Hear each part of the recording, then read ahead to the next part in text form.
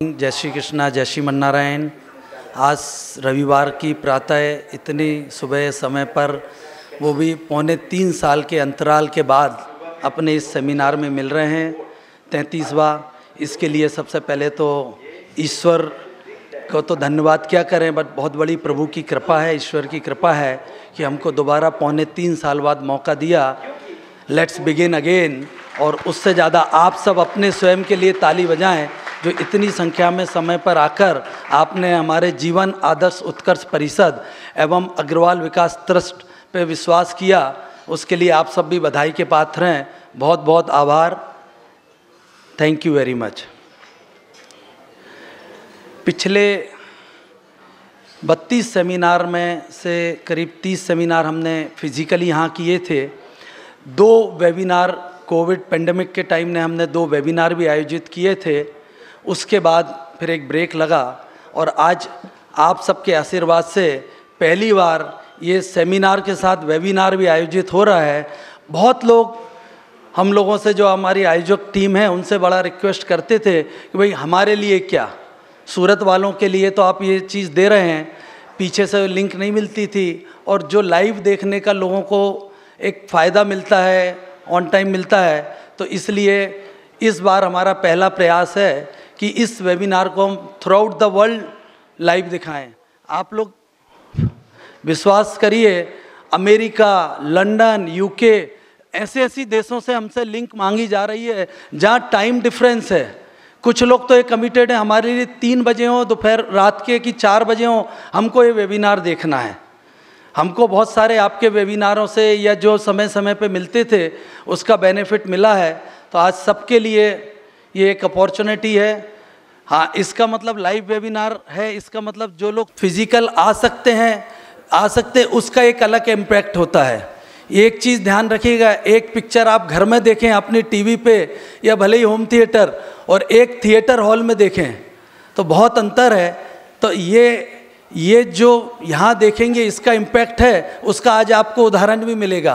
पिछले सेमिनार से कैसे लोगों ने फ़ायदा लिया, अपने कितने अनगिनत लोगों ने लिया, उसमें से कुछ लोग आज प्रेजेंस हैं, उनकी भी हम 1-1, 2-2 मिनट शेयरिंग कराएंगे इस सेमिनार से। हमारे पिछले 32 सेमिनारों की नीचे DVD CD भी अवेलेबल है और आगे हम प्रयास कर रहे हैं कि DVD और CD से बाहर निकल के कैसे इसकी YouTube लिंक भी दी जाए।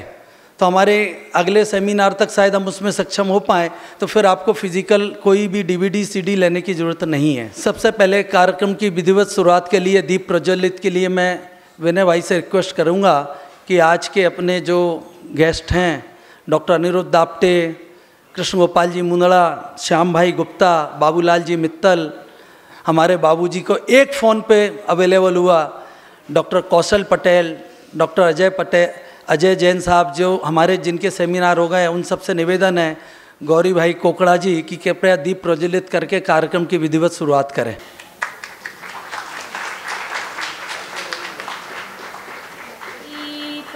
ज्योति परम ज्योति, दीप ज्योति परम ज्योति, दीप ज्योति जनार्दनः, दीपो हरतु मे पापम्,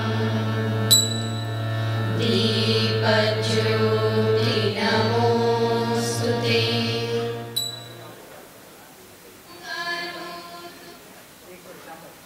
अब मैं विनय भाई को बुलाना चाहूँगा। वैसे तो डॉक्टर आप्टे के लिए एक चीज़ आप लोगों की जानकारी के लिए और बता दूं कि सबसे पहले 2012 में डॉक्टर अनिरुद्ध आप्टे साहब की प्रेरणा से ही शुरुआत हुई। उन्होंने एक सेमिनार बोला था अपने को ऑर्गेनाइज करना है इसी के ऊपर, और ये प्रभु की कृपा है, आप सबका सहयोग और साथ है कि आज हम 33वें सेमिनार में बैठे हैं। तो पहले डॉक्टर आप्टे के लिए सारुवात कि ये प्रेरणा स्रोत। डॉक्टर साहब का संक्षिप्त परिचय देने के पहले मैं कृष्ण गोपाल जी मुंदड़ा से निवेदन करूंगा, डॉक्टर आप्टे का पुष्पगुच्छ से सम्मान करें। बाबूलाल जी मित्तल साहब और श्याम भाई गुप्ता से निवेदन करूंगा, एक हमारे जीवन आदर्श उत्कर्ष की तरफ से मोमेंटे दे के सम्मान करें। वैसे एक प्रेरणा और हो रही, वैसे तो मना किया था, हमारे बीच में डॉक्टर RN वर्मा जी भी बैठे हैं, भाभा एटॉमिक रिसर्च सेंटर के साइंटिस्ट, जिन्होंने हमने उनका भी एक सेमिनार किया था, नी रिप्लेसमेंट का केस। एनी एज ग्रुप हो, कितनी ही तकलीफ हो, हम कृष्ण गोपाल जी मुंदड़ा उसके उदाहरण सबसे पहले सामने हैं। 2013 में नी रिप्लेसमेंट होना था, मैंने व्हील चेयर पर घुमाया उनको फॉरेन में, और आज 9 साल बाद वो बाकायदा सब दूर घूम फिर रहे हैं, देश विदेश सब जगह जाते हैं, और कोई भी नी रिप्लेसमेंट का केस नहीं, और ऐसे अनगिनत केस किए हैं हमने। ठीक, तो डॉक्टर RN वर्मा का भी हम लोग ताली से सम्मान करें एक बार खड़े होके। एक बुक के लिए मैं निवेदन करूंगा, गौरी शंकर जी कोकड़ा और गजानन जी मालपानी, डॉक्टर आपटे का एक हमारी तरफ से एक छोटा सा गिफ्ट देके सम्मान करें। गजानन जी मालपानी और गौरी शंकर जी कोपड़ा, डॉक्टर आपटे को हमारे जीवन आदर्श उत्कर्ष की तरफ से हमारे विनय भाई स्पेशल चॉइस करके पुस्तक लाते हैं, जो डॉक्टर्स लोग बहुत ज़्यादा अप्रिशिएट करते हैं।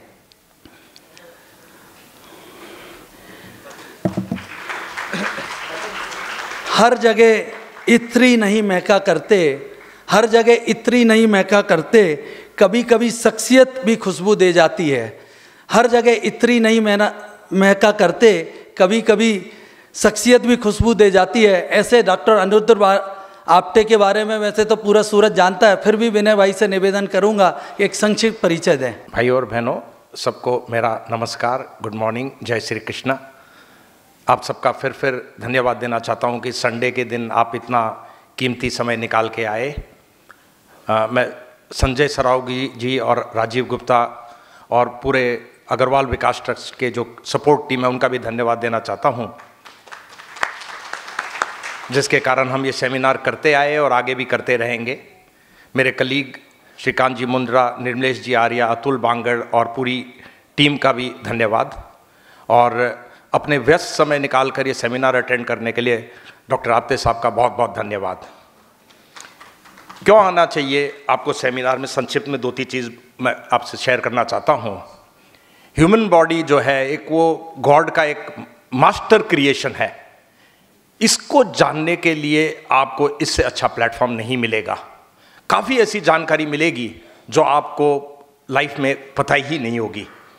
अलग अलग बीमारी क्यों होती है और उसका क्या प्रिवेंशन है, वो आपको जानकारी ऐसे सेमिनार में मिलेगी। कभी कभी हमारी बॉडी सिग्नल देती है कि हमें प्रॉब्लम है, उन सिग्नल को कोरिलेट करना कि ये एग्जैक्टली है क्या।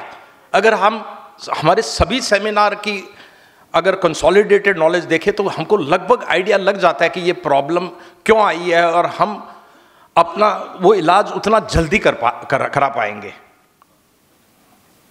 मेडिकल इमरजेंसी में क्या करना है ये हमें नॉलेज मिलेगी। मॉडर्न मेडिसिन और लेटेस्ट डेवलपमेंट जिस स्पीड में मूव करता है हम सोच भी नहीं सकते। हर साल नई ट्रायल्स होती है, नई मेडिसिन आती है, उन सब की नॉलेज भी आपको इन सेमिनार के द्वारा मिलेगी। और दूसरी सबसे इंपॉर्टेंट बात, आज या सभी सेमिनार में जो हम डॉक्टर्स को इनवाइट करते हैं वो अपने 20, 30, 40 साल का एक्सपीरियंस, वो कॉन्सेंट्रेटेड जूस आपको 1 घंटे में दे रहे हैं। ये आपको और कहीं नहीं मिल सकता। संक्षिप्त में मैं डॉक्टर आपटे साहब के लिए आपको बताऊंगा कि आपने MBBS और MD उदयपुर से किया, फिर DM न्यूरोलॉजी मौलाना आज़ाद मेडिकल कॉलेज दिल्ली से किया, जो इंडिया का one of the prime medical college और इंस्टीट्यूट, रिसर्च इंस्टीट्यूट है। सूरत सिटी के आप पहले न्यूरोफिजिशियन रहे, आज से 30 साल पहले लगभग प्रैक्टिस चालू की, और आज तो समझ लो सिटी में मल्टीपल अपने न्यूरोफिजिशियन है। बट सबसे पहले आपने एज अ न्यूरोफिजिशियन हमारी सिटी को मिला और उसकी सर्विसेज मिली। अभी तक मेरी कंजर्वेटिव थॉट के हिसाब से सर ने मोर देन 5 लाख कंसल्टेंसी कर ली है। कितना एक्सपीरियंस, कितनी मतलब डेप्थ। बाद में आज से 5 साल पहले उन्होंने अपने कलीग के साथ एक सुपर स्पेशलिटी हॉस्पिटल बनाया, इंस्टीट्यूट ऑफ न्यूरो साइंसेज, जिसकी सर्विसेज इस सिटी को बहुत ही अच्छे रूप में मिल रही है। and we are privileged to have such a premier institute, super speciality hospital in our city. दूसरी बात, आज INS को 2 सीट न्यूरो फिजिशियन की और 1 न्यूरो सर्जन की, DNB की 3 सीट मिल गई। तो हम बात कर रहे हैं 25 साल पहले, तो हमारे 30 साल पहले न्यूरो फिजिशियन की बात कर रहे हैं, आज तो उसकी फैक्ट्री लगा दी कि हर साल हम 3 प्रोड्यूस करेंगे। तो कितनी बड़ी बात है इस सिटी के लिए। सिट्स में गैस्ट्रेंटोलॉजी, भारत कैंसर में ऑन्कोलॉजी, मल्टीपल डॉक्टरेट की सीटें इस सिटी को मिल गई है। इसी के साथ संक्षिप्त में ये अपने डॉक्टर साहब का वो, अब उनको मैं इनवाइट करना चाहूँगा कि आज के सेमिनार की शुरुआत करें। Thank you very much. इससे पहले कि डॉक्टर आप्टे आएँ, हमारे पिछले 32 सेमिनार में से 2 की स्पीकर थे। एक को तो हमने हमारी सिल्वर जुबली 25वें पे राजस्थान से विशेष रूप से बुलाया था, first neuro physician of Rajasthan, जिन्होंने अपनी लाइफ काल में करीब 40 लाख पेशेंट देख लिए थे, डॉक्टर अशोक जी पनघड़िया। और एक वेबिनार हमने डॉक्टर अशोक जी कापसे का भी किया था पेंडेमिक के टाइम, कोविड में। कोई प्रभु की लीला है कि ये दोनों डॉक्टर्स हम गंवा चुके हैं, वो भगवान के पास पहुंच चुके हैं कोविड के टाइम पे, और दोनों ही कोविड से गए। एवं बहुत सारे ऐसे कोरोना वॉरियर्स हैं, इनकी श्रद्धांजलि रूप में शांति के लिए 1 मिनट का पूरा सदन मौन रखेगा, उन सब की आत्मा की शांति के लिए। नीचे वैक्सीनेशन का प्रोग्राम चल रहा है, प्रोग्राम के बाद कोई लेना चाहिए। अग्रवाल विकास ट्रस्ट द्वारा।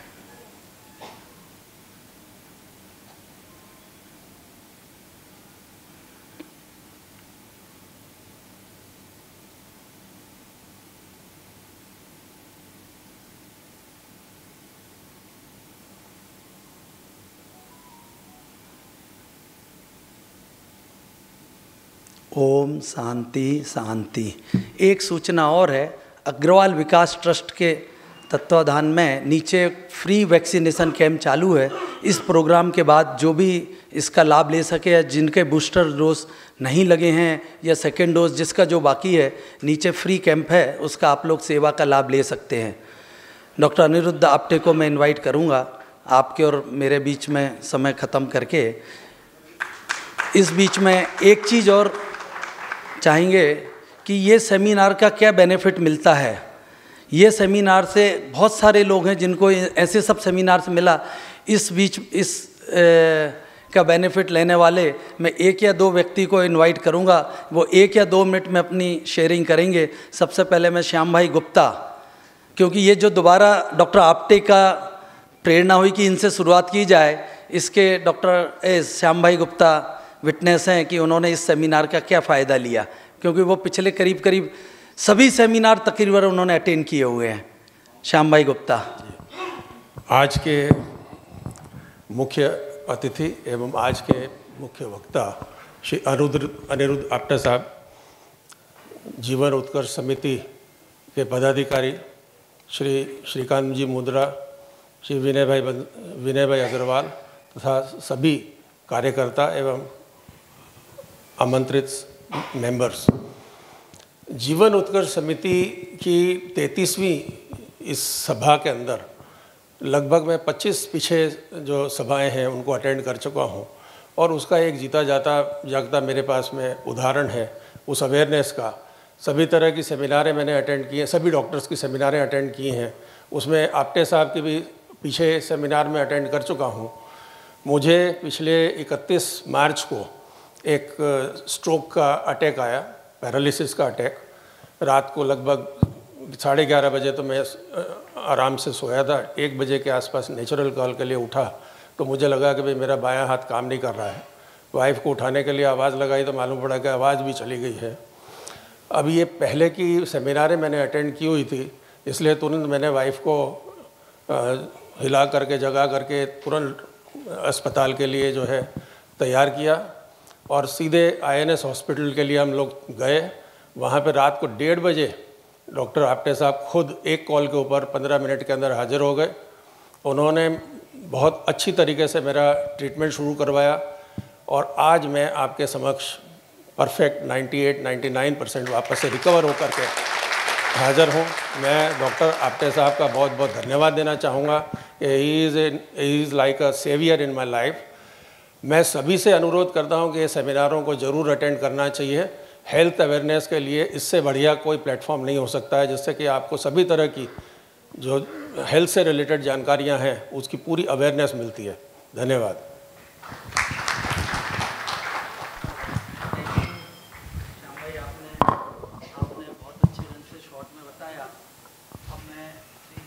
मालपानी से अनुरोध करूंगा, उनके साथ खुद के साथ भी ऐसी घटना घटी थी और पिछले सोमवार को भी एक ऐसा ही इंसिडेंस आया और उनकी तत्परता से कैसे हुआ। 1 मिनट के लिए चाचा जी।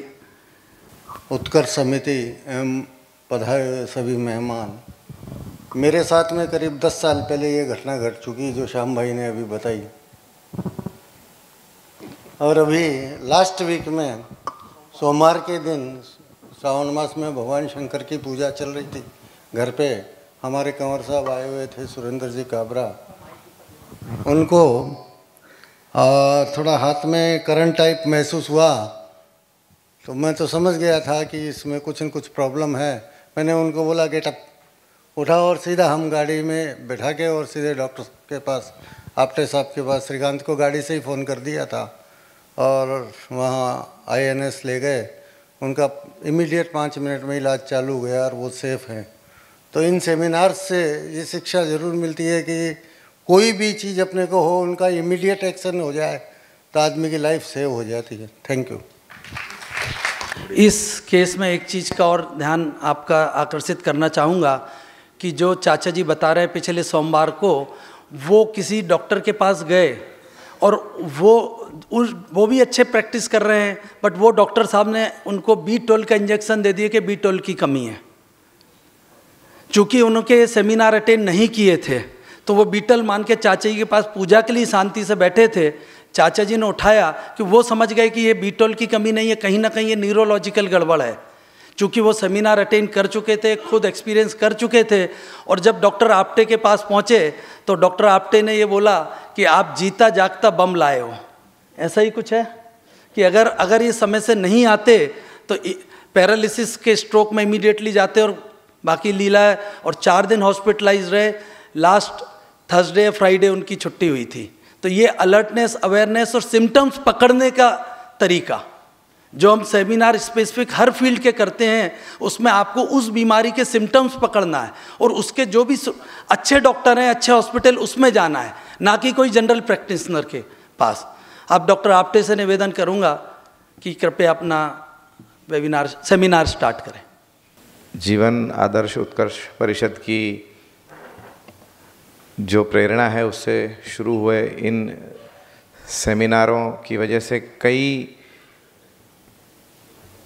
हमारे शहर के नागरिकों को समय सूचकता से सिम्टम्स पकड़ने का जो ज्ञान मिला है, उसकी वजह से उनका जो रोग और डिसीज़ प्रोसेस है वो बहुत जल्दी पकड़ में आके और बहुत जल्दी ठीक हो गया। उदाहरण के लिए जैसे हम कहीं आग लगती है, चिंगारी लगती है और चिंगारी को ही बुझा दिया जाए तो कुछ नहीं होता, सब सुरक्षित रहता है। लेकिन अगर आग लग जाए मकान में तो अंत में हमारे हाथ में तो राख ही लगती है, मकान नहीं रहता, राख ही लगती है। सो दिस इज़, ये जो सेमिनार्स का हमारा उद्देश्य है वो ये है कि हम चिंगारी को पहचान लें और चिंगारी को पहचान के उसको वहीं उसका ट्रीटमेंट करा दिया जाए, तो जो हमारा शरीर रूपी घर है उसमें आग नहीं लगे, क्योंकि आग लगी तो फिर राख के सिवा कुछ हाथ में नहीं आएगा। सो आज से लगभग 10 साल पहले जब स्ट्रोक के लिए नया ट्रीटमेंट आया था, नया ट्रीटमेंट तो अमेरिका में 96 में लॉन्च हो गया था, but because of certain reasons उस ज़माने में नॉलेज का आदान प्रदान तो होता था लेकिन आज की तेज़ी से नहीं होता था। तो वो इंजेक्शन इंडिया में लगभग 2008 में आया है। हमने 2008 से उसको यूज़ करना शुरू भी किया। फिर जब उसके रिज़ल्ट्स 2-3 साल हमने देखे खुद, yes it is a very good treatment, तो और इस ट्रीटमेंट का अवेयरनेस लोगों के बीच में नहीं था कि ये ट्रीटमेंट उपलब्ध है स्ट्रोक के लिए। पहले ये माना जाता था कि पैरालिसिस हो गया, काम ख़त्म, बस राम नाम जपो, धीरे धीरे ठीक होगा। तो ये ट्रीटमेंट की उपलब्धता जो है उसकी अवेयरनेस, उसकी जागरूकता लाने के लिए मैंने श्रीकांत से बोला कि let us call our close friends, at least हमारे नज़दीकी जो मित्र लोग हैं उनको तो बुलाएं और उनको एटलीस्ट ये बताएं कि हम अभी इस तरह के एडवांसेस हो रहे हैं, तो हमारे जो मित्र लोग हैं उनके परिवार में अगर किसी को प्रॉब्लम हो तो they can seek this treatment at the earliest. पहला सेमिनार का टारगेट हमारा 100-125 हमारे मित्र लोग थे और वो माहेश्वरी भवन में हुआ था। लगभग 125 की जगह 150-200 लोग आए थे शायद, आई थिंक 300 लोग आए थे। एंड ये बात उस टाइम अग्रवाल विकास ट्रस्ट के प्रेसिडेंट थे श्याम भाई गुप्ता, और उनको इस चीज़ का पता लगा and then he insisted upon Srikanth कि ये जो पब्लिक अवेयरनेस का जो टॉक है it is for the society, and उस समाज के प्रति अग्रवाल विकास ट्रस्ट का भी कोई जो कर्तव्य है, तो इसके बाद जो भी सेमिनार होगा वो अग्रसेन भवन में होगा और वो फ्री ऑफ कॉस्ट होगा। अग्रसेन भवन उसके लिए कोई फाइनेंशियल वो नहीं लेगा।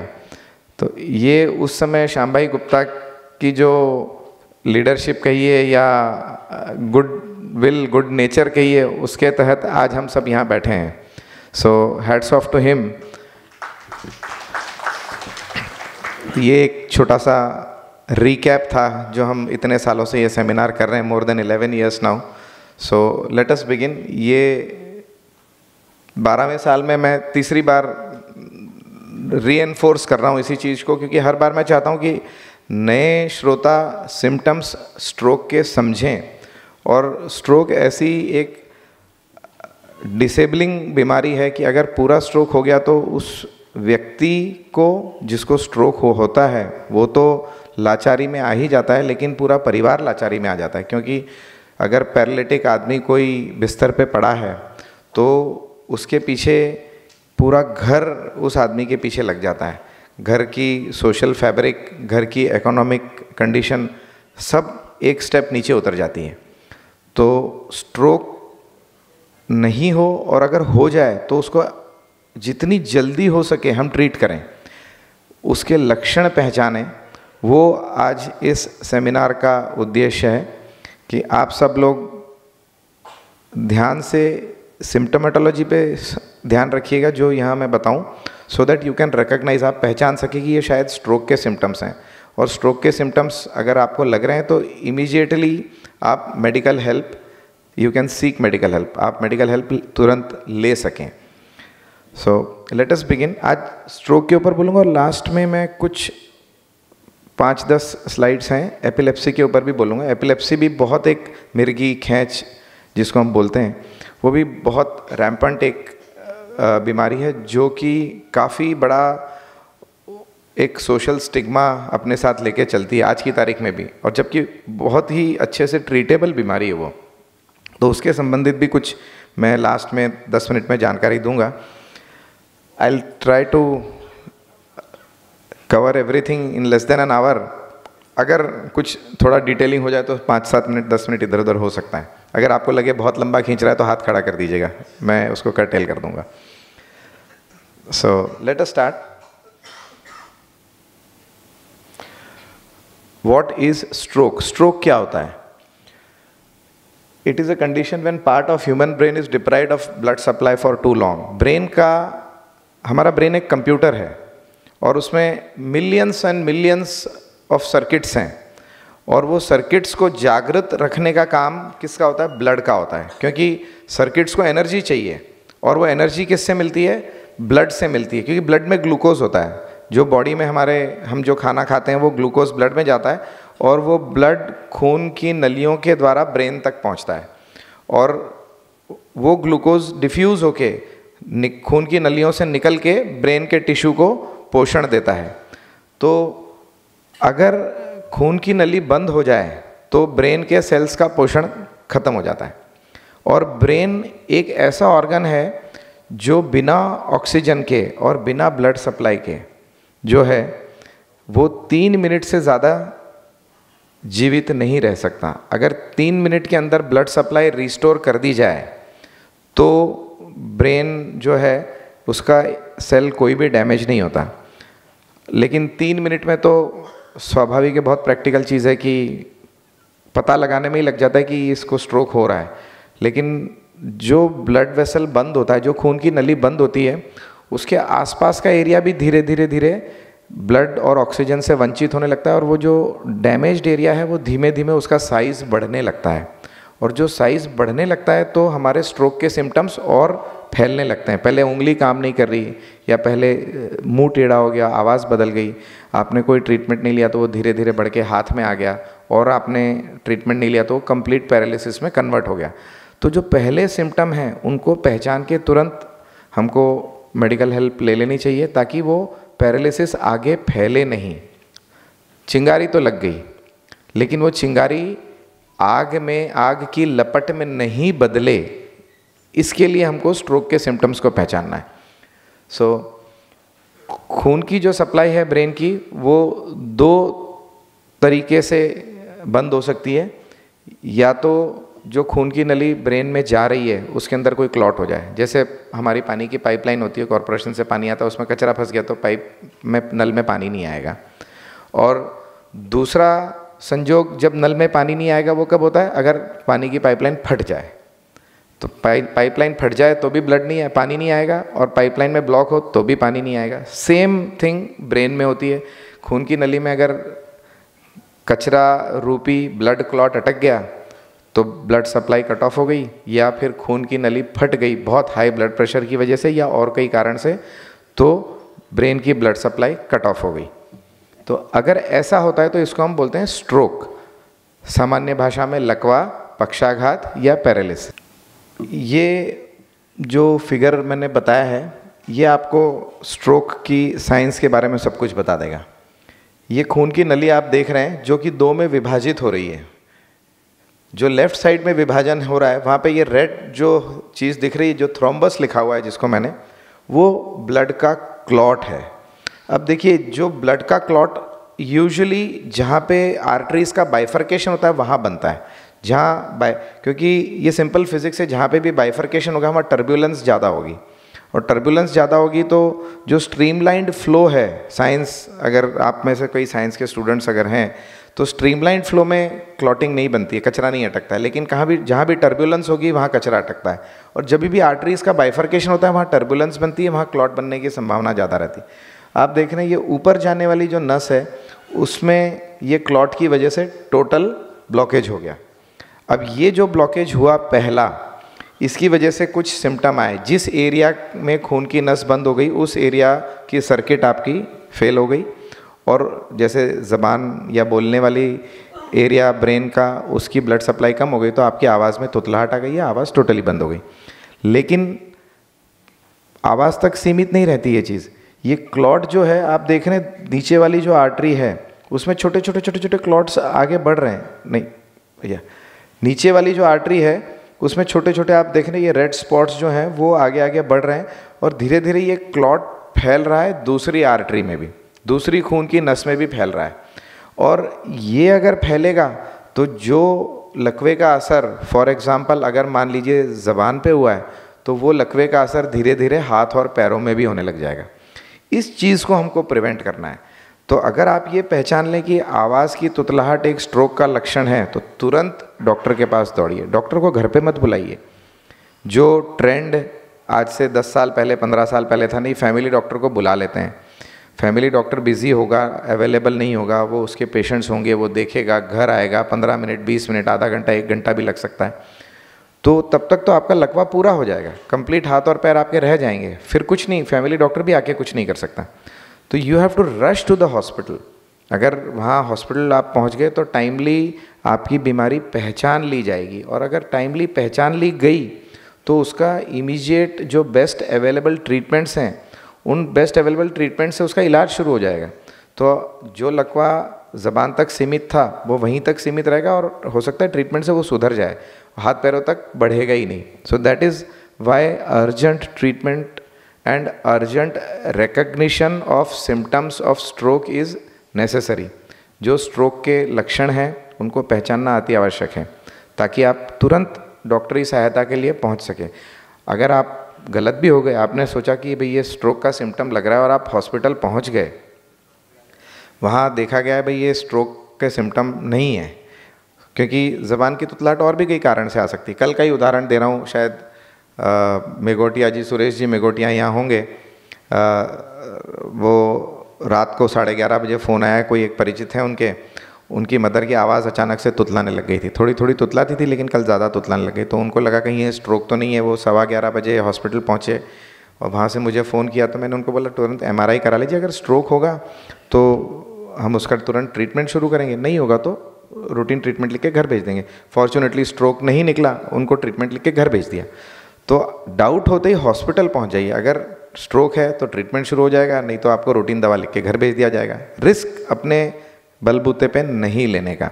सो that is the level of awareness I wish to create amongst everybody present here, कि आपकी अवेयरनेस इतनी हो जानी चाहिए। कुछ नहीं निकलता है, अपना टेस्ट कराइए, दवाई लिखाइए, घर चले जाइए। कुछ है तो कम से कम इमीडिएट ट्रीटमेंट आपको उपलब्ध हो जाएगा। ये जो स्लाइड है इसमें खून की नली जो फटी हुई है, वो नीचे वाले फोटो में देखिए, खून की नली फट गई और वो रेड कलर का क्लॉट जो दिख रहा है, ये नली के फटने से क्लॉट बन गया और वो बिकॉज ब्लड का लीकेज शुरू हो गया तो आगे ब्लड की सप्लाई कम हो गई। इसको हम ब्रेन हेमरेज बोलते हैं और इसका मोस्ट कॉमन रीज़न होता है अनकंट्रोल्ड ब्लड प्रेशर, और ये एक मोस्ट कॉमन रीज़न होता है जो आपको जानना आवश्यक है। इसके और भी कई कारण होते हैं, लेकिन most common reason is uncontrolled blood pressure. तो खून की नस नहीं फटे, इसके लिए आपको ध्यान रखना आवश्यक है कि आपका ब्लड प्रेशर नियमित रूप से नपाते रहें और उसको कंट्रोल में रखें। जो भी आपके डॉक्टर आपको सजेस्ट करते हैं वो दवाई नियमित रूप से लेते रहें। Incidence of stroke reduces by more than 70% अगर आप ब्लड प्रेशर को कंट्रोल में रखते हैं तो। डायबिटीज़ है तो डायबिटीज़ को कंट्रोल में रखते हैं। अगर अनकंट्रोल्ड डायबिटीज़ और ब्लड प्रेशर है तो आपके स्ट्रोक होने की संभावना 70% बढ़ जाती है। अगर आप उसको कंट्रोल में रखेंगे तो 0 तो नहीं होती है लेकिन 70% कम हो जाती है। तो blood pressure control is a very important thing, उसका आपको विशेष ध्यान रखना है। ये हमारे ब्रेन की ब्लड सप्लाई का एक छोटा सा पिक्चर है। हार्ट से निकलने वाली जो नीचे सबसे नीचे नस देखिए वो हार्ट से निकल रही है और वहाँ से ये खून की नसें डायरेक्ट ब्रेन में जा रही हैं। जो आगे वाली आर्टरी है इसको कैरोटिड आर्टरी बोलते हैं और जो पीछे वाली आर्टरी है, नीचे गर्दन से निकलने वाली पीछे वाली आर्टरी, वो ब्रेन के पीछे वाले हिस्से को सप्लाई करती है, उसको बेसिलर आर्टरी बोलते हैं। सो ये दो मेन सर्कुलेशन होते हैं। जो कैरोटिड आर्टरी होती है वो दो होती है, आगे से आती है, एक राइट साइड में और एक लेफ्ट साइड में, और ये यहाँ से आते हुए ब्रेन के अगले हिस्से को सप्लाई करती है। और जो पीछे वाली बेसिलर आर्टरी होती है, बिकॉज हमारा जो छोटा मगज जिसको बोलते हैं ब्रेन का पिछला हिस्सा छोटा होता है, इसलिए उसको एक ही आर्टरी सप्लाई करती है और वो बेसिलर आर्टरी कहा जाता है उसको। तो ये 3 बड़ी आर्टरीज होती हैं जो ब्रेन को सप्लाई करती हैं। 2 कैरोटिड आर्टरीज जाती हैं यहाँ से और एक पीछे से ब्रेन की छोटे हिस्से को सप्लाई करने वाली बेसिलर आर्टरी जाती है। नेक्स्ट, हार्ड डिस्क खराब हो जाए तो हम मॉनिटर लेके क्या करेंगे, माउस लेके क्या करेंगे, कीबोर्ड लेके क्या करेंगे। Hard disk is the essence of a computer. उसी तरह से ब्रेन हमारे बॉडी का एसेंस है, वो बॉडी की हार्ड डिस्क है। और हार्ड डिस्क में कभी भी किसी तरह का फेलियर नहीं आना चाहिए, इसलिए कुदरत ने उसकी ब्लड सप्लाई, प्रचुर मात्रा में ब्लड सप्लाई बना रखी है। 2% बॉडी वेट होता है ब्रेन का, लेकिन वो बॉडी का 20% ब्लड सप्लाई ले लेता है। 1 घंटे में हार्ट पंप करता है, 1 मिनट में heart pumps 5 litres of blood. 5 litre blood pump करता है हार्ट 1 मिनट में, और उस 5 लीटर में से 1 लीटर ब्लड ब्रेन में चला जाता है। यानी कि 20% of the blood supply which is being pumped by the heart goes to the brain which weighs just 2% of the body weight. Bones, muscles, हमारे GI सिस्टम, ये सब ऑर्गन्स की ब्लड सप्लाई ब्रेन से कहीं ज़्यादा कम होती है और ये कुदरत ने बनाया है। सो बिकॉज ब्रेन, कुदरत, the nature knows what is the importance of brain. So brain की अहमियत इतनी ज़्यादा है कि उसका 20% बॉडी का ब्लड सप्लाई वहाँ चला जाता है।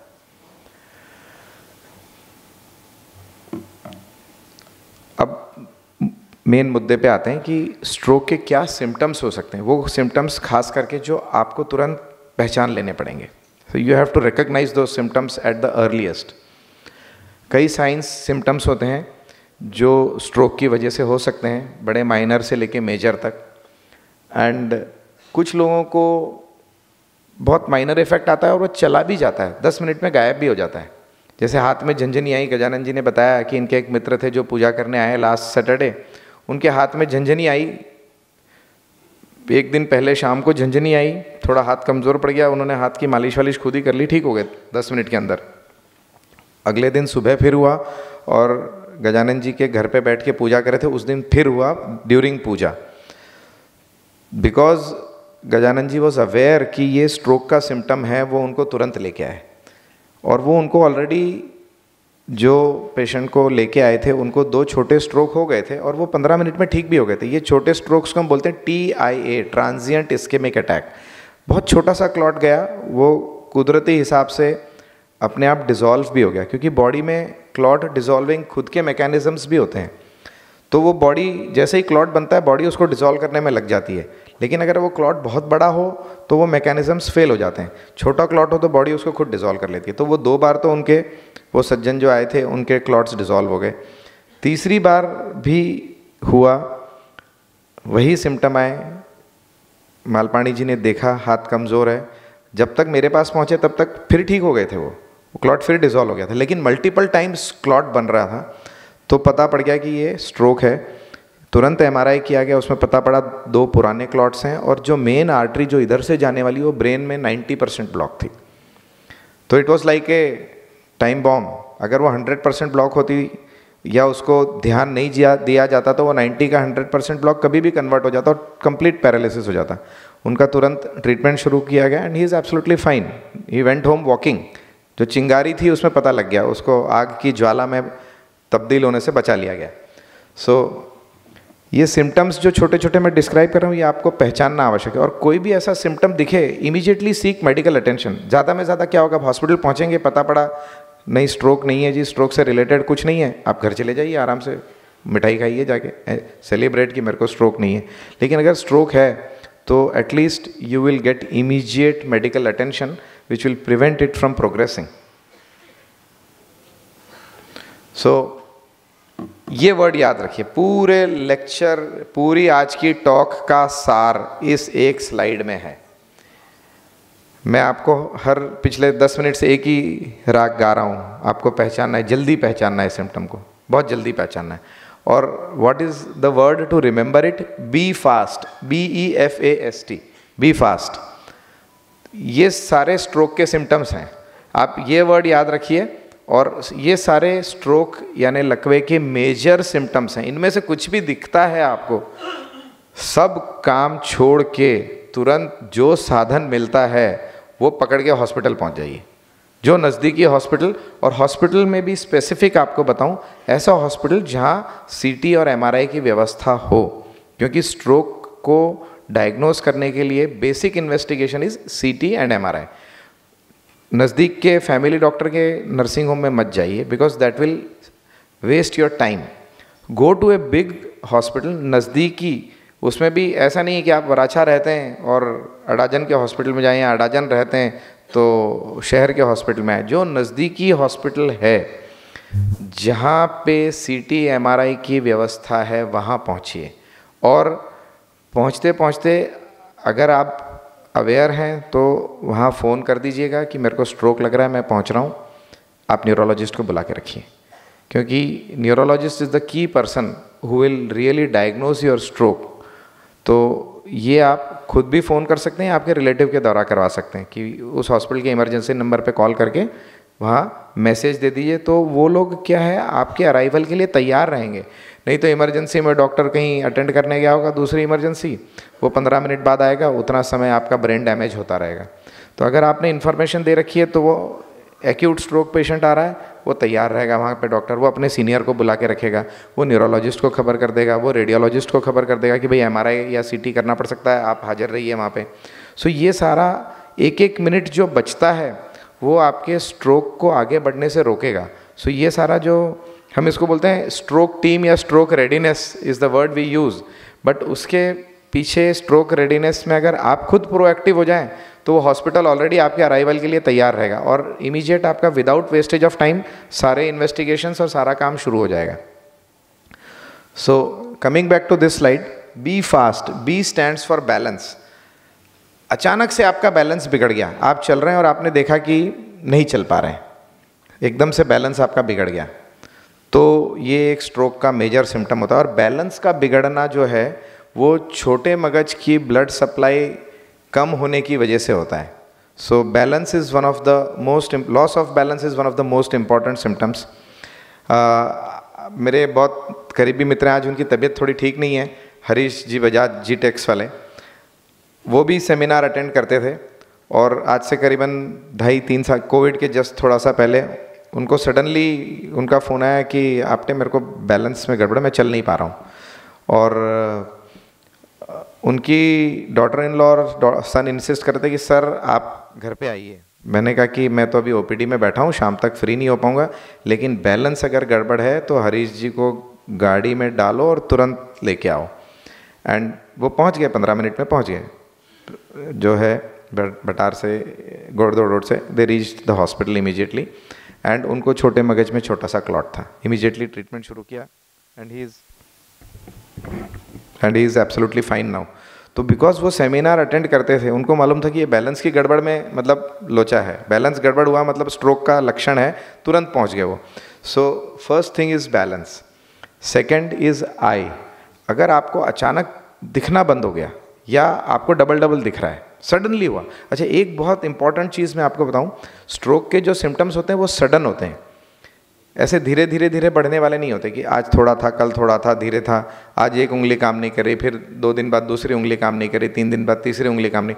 Stroke is like a bolt from the blue, एकदम अचानक से आता है, क्योंकि ब्लड सप्लाई बंद हुई और आपकी एक सर्किट फेल हो गई। और जो सर्किट फेल हुई, जिस भाग को कमांड देने वाली सर्किट फेल हुई, वो भाग ने काम करना बंद कर दिया। ज़बान की सर्किट फेल, ज़बान बंद, हाथ की सर्किट फेल, हाथ बंद, पैर की सर्किट फेल, पैर बंद। तो जो भाग की सर्किट बंद होती है तो सिम्टम इमीडिएटली आता है, इट इज़ तुरंत। तो जैसे ही कोई अगर एक्यूट सिम्टम आए, तुरंत एकदम आप 1 मिनट पहले अच्छे थे और अचानक बोलना बंद कर दिया, या आपके सामने वाले व्यक्ति ने अचानक बोलना बंद कर दिया, तो ये स्ट्रोक का लक्षण है। वो बोलना बंद हो चुका है, लेकिन अगर आप अवेयर हैं तो तुरंत पकड़ लीजिए उस चीज़ को कि भाई चलो हॉस्पिटल चलो, कम ऑन। जैसे मालपानी जी ने किया, वो तो ठीक थे, पहले खुद के लिए किया 10 साल पहले, फिर उनके मित्र के लिए किया 10 साल बाद में। So this awareness, loss of speech. So eyes is the second thing. अगर अचानक से डबल दिखने लग जाए या अचानक से दिखना बंद हो जाए, जो ब्रेन का पिछला हिस्सा होता है वो हिस्सा हमारी विजन को कंट्रोल करता है। तो सडनली एक साइड का विजन बंद हो जाए या टोटल दिखना बंद हो जाए तो तुरंत आप मान लीजिए कि ये स्ट्रोक का लक्षण हो सकता है, तुरंत डॉक्टर के पास पहुंचिए। नेक्स्ट इज बी फास्ट का F. F stands for face. मुंह का टेढ़ापन, अचानक से मुंह टेढ़ा हो जाए। हमारा सिमेट्रिकल होता है सबका मुंह, खास करके ये जो हमारे फोल्ड्स होते हैं, नेज़ोलेबियल फोल्ड बोलते हैं हम इनको, ये जो फोल्ड्स होते हैं ये बिल्कुल हर व्यक्ति में 99% of the population has symmetrical folds. और जब स्ट्रोक होता है तो फेस डेविएट हो जाता है, ये चपटा हो जाता है, एक साइड से ये चपटा हो जाता है। तो वो चपटापन, अगर आपको फेस में ज़रा भी एसिमेट्री दिखे तो ये स्ट्रोक की शुरुआती लक्षण है, ये मान के चलिए। सो एनी एबनॉर्मलिटी और one side of the face is drooping, चेहरा अगर लटक जाए, एक साइड में एसिमेट्री हो जाए तो समझ लीजिए स्ट्रोक की शुरुआत है, तुरंत rush to the hospital. Next is hand. हाथ की ताकत कम हो गई, सबको मालूम है ताकत कम हो गई तो ये पैरालिसिस की शुरुआत है।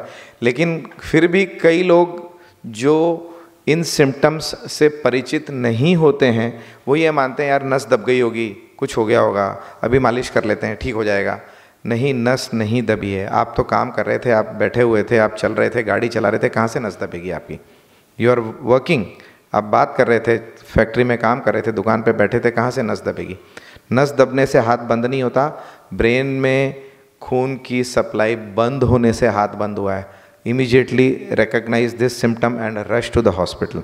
श्याम भाई रिकग्नाइज्ड इट, उनका एक हाथ नहीं काम कर रहा था, उनकी स्पीच बंद हो गई थी उन्होंने उनकी वाइफ को रात को उठाया, हिला हिला के उठाया, and he was fortunate that he could recognize and he could convey to his family कि this is stroke, rush to the neurologist.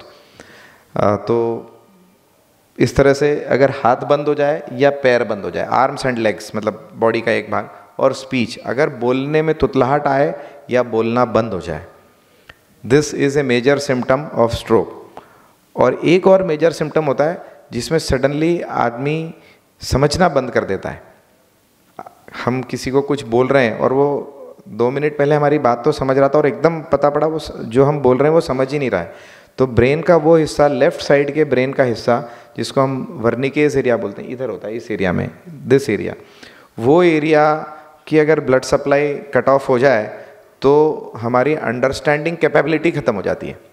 जो सामने वाला व्यक्ति हमको कुछ चीज़ बोल रहा है वो बोलना ख़त्म हो, वो समझना हम असमर्थ हो जाते हैं वो चीज़ को समझने में।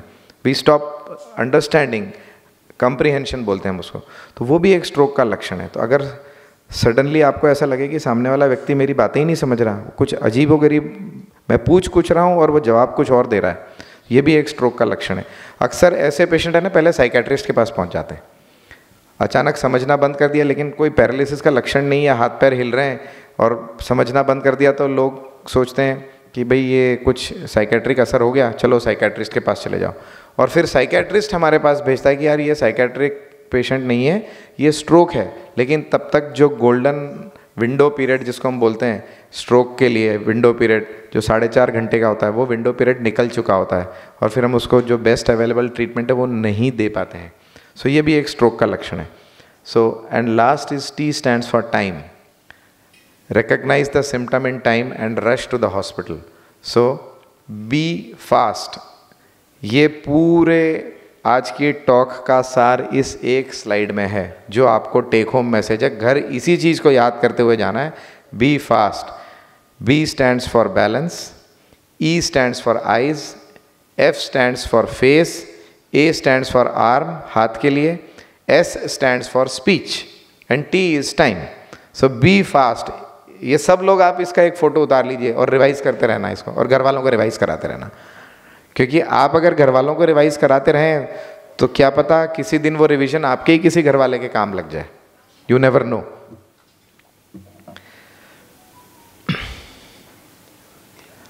ब्रेन की एक और खूबी होती है कि हमारा जो राइट साइड का ब्रेन है वो लेफ्ट साइड को कंट्रोल करता है और लेफ्ट साइड का ब्रेन राइट साइड को कंट्रोल होता है। It is a cross control. और हमारा जो स्पीच सेंटर होता है और समझने का सेंटर होता है वो लेफ्ट साइड में होता है। लेफ्ट साइड में होता है तो अगर लेफ्ट साइड में क्लॉट हुआ तो राइट साइड की पैरालिसिस होती है, और राइट साइड की जब पैरालिसिस होती है तो अक्सर स्पीच चली जाती है, और जब स्पीच चली जाती है तो रिकवरी काफ़ी स्लो होती है, क्योंकि पेशेंट बोल नहीं सकता, समझ भी नहीं सकता कई बार। और जब स्पीच चली जाती है, अंडरस्टैंडिंग चली जाती है, तो वो कमांड फॉलो नहीं कर सकता फिजियोथेरेपी के, स्पीच थेरेपी के, एंड रिकवरी काफ़ी डिलेड हो जाती है। तो राइट साइडेड पैरालिसिस को हमेशा थोड़ा समय ज़्यादा लगता है रिकवर होने में। लेफ़्ट साइडेड पैरालिसिस जो होती है वो राइट साइड के ब्रेन के डैमेज होने की वजह से होती है। तो राइट साइड का जो ब्रेन होता है वहाँ पे हमारा स्पीच सेंटर नहीं होता, स्पीच सेंटर लेफ़्ट साइड में होता है। तो पेशेंट आपकी बातें समझ सकता है, स्पीच थेरेपी और फिजियोथेरेपी के लिए कोऑपरेट कर सकता है, तो यूजुअली अच्छी रिकवरी होती है। Left sided paralysis is always good as compare to the right sided paralysis. और एक मज़े की बात और है कि लेफ़्ट साइड का आपका स्पीच सेंटर तो लेफ़्ट साइड में होता है, लेकिन राइट साइड में म्यूज़िक का सेंटर होता है। अगर हमारे पास ऐसे पेशेंट आते हैं जिनको राइट साइडेड पैरालिसिस हो गया और वो बोल नहीं सकते, स्पीच सेंटर डैमेज हो गया लेफ़्ट साइड में, राइट साइड की पैरालिसिस हो गई, लेकिन वो म्यूज़िक सेंटर जो राइट साइड में होता है वो इंटैक्ट रहता है, तो वो भजन और गाने गा गा के बोल सकते हैं। जो म्यूज़िक थेरेपी बोलते हैं हम लोग, वो इसी तरह से ईजाद हुई। जब साइंटिस्ट को पता लगा कि जो म्यूज़िक सेंटर है वो राइट साइड में, तो वो पेशेंट्स को बोलने लगे कि तुम है ना अपना रूटीन जो बोलना है वो गा गा के बोलो, मतलब गायन की भाषा में वो बोलना शुरू किया। इसी तरह की थेरेपी डेवलप की गई। तो पेशेंट्स लोग हैं वो पहले तो उनको उनके भजन या उनके पसंदीदा सॉन्ग्स या पसंदीदा म्यूज़िक को बोलने के लिए बोला गया, और धीरे धीरे इसी तरह से उनकी स्पीच खुलती गई एंड ग्रेजुअली स्पीच वापस आ गई। सो दिस इज़ हाउ जो स्ट्रोक में म्यूज़िक थेरेपी का थोड़ा डेवलपमेंट हो, इस तरह से हो, ये रिकग्नाइज होने के बाद कि music centre is on the right side.